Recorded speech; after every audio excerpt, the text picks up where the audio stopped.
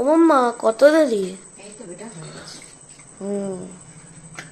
আজকে কি ডিনারে পরোটা আর তার সাথে সাথে আলুর একটা দারুণ চটপটা আইটেম। আচ্ছা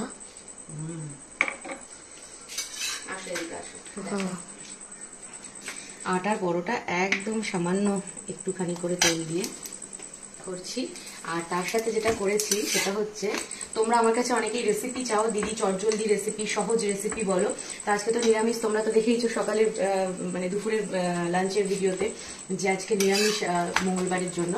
তো নিরামিষের একটা দারুণ খাবার হচ্ছে এই যে, এটা হলো চটপটা মশালা আলু। মশলা নেই বললেই চলে, বাট খেলে বুঝতে পারবে কেন মশালা আলু বলছি। আর বানাতে লাগে হচ্ছে আলু কেটে টেটে নিয়ে ওই 10 মিনিট, 10 থেকে 12 মিনিটে রান্না কমপ্লিট হয়ে যায়। আমাকে দেখে গুলিয়ে ফেলো না, আমি এমনিতেই ঘেমে যাই খুব। আর এখানে তো রান্নাঘরে 2 মিনিট দাঁড়ালেই এরকম ঘেমে যাব, সেটা হচ্ছে মানে কি আর বলবো। তো যাই হোক, দুপুরবেলাতে একদম সিম্পল লাঞ্চ ছিলই, দেখেছো।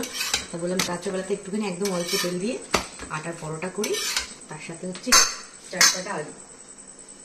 এই হচ্ছে আজকে আমাদের রাতের ডিনারের মেনু। আচ্ছা হ্যাঁ, তোমাদেরকে এই ভিডিওতেই আমি এই চটপটা আলু রেসিপিটা দিয়ে দিই। আমি জানি তোমরা ঠিক বলবে দিদি রেসিপিটা দাও, রেসিপিটা দাও। তো সেই জন্য আমি কিন্তু এই ভিডিওতেই তোমাদের সাথে এই রেসিপিটা শেয়ার করে দিচ্ছি। তোমরা দেখে নাও ঝটপট, আর পারলে পরে তুমি বানিয়ে খেয়ে দেখো, দারুণ লাগে খেতে। আমার তো ভীষণ পছন্দের। আর যারা একটুখানি ঝাল ঝাল কিছু খেতে চাও রুটি পরোটার সাথে, তাদের কাছে তো এটা আরো ভালো লাগবে। চলো টাটা, রেসিপিটা দেখে নাও। সবার প্রথম কড়াইতে 3 চামচ মতো সর্ষের তেল ভালো করে গরম করে নিয়ে দিলাম বেশ খানিকটা পরিমাণে কালো জিরে। আর তারপরে দিয়ে দিচ্ছি ছোট ছোট ডুমো ডুমো করে কেটে নেওয়া আলু। এই দেখো একদম ছোট ছোট সাইজ করে কিন্তু কেটেছি। আর আমার হাতের দিকে নজর দিও না, কারণ আমার হাতে না মোচা কেটে একটু দাগ হয়েছে, সেই সঙ্গে সঙ্গে আলতা লেগে আরও দাগটা বেড়ে গেছে। তো এটাকে প্লিজ অ্যাভয়েড করে দিও। একদম ছোট ছোট করে কাটার কারণ হচ্ছে তাহলে তাড়াতাড়ি কাজটা হয়ে যাবে। তোমরা চাইলে বড় সাইজও দিতে পারো, কিন্তু ছোটোটাই বেশি ভালো লাগে।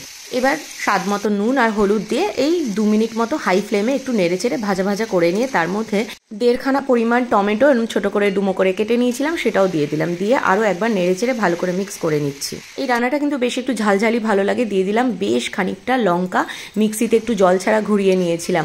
আর এই ঘুরিয়ে নেওয়ার কারণ হচ্ছে এতে করে ঝালটা অনেক বেশি পরিমাণে হয় গোটা লঙ্কার থেকে। আর সেই সঙ্গে পুরো আলুর মধ্যে ভালো করে ঝালটা মিশেও যায়, সেই জন্য এইভাবে দেওয়া। তোমরা চাইলে এমনিও দিতে পারো। এবার ঢাকা দিয়ে এটাকে মিনিট 3-4 জন্য রেখে দেবো একদম লো ফ্লেমে। দেখো 3-4 মিনিট পরে ঢাকনা খুলে নিয়েছি। আলুও ভালোভাবে সেদ্ধ হয়ে গেছে, সেই সঙ্গে সঙ্গে টমেটোটাও ভালোভাবে মজে গেছে। আর একটা ভাজা ভাজা টেক্সচারও কিন্তু চলে এসেছে।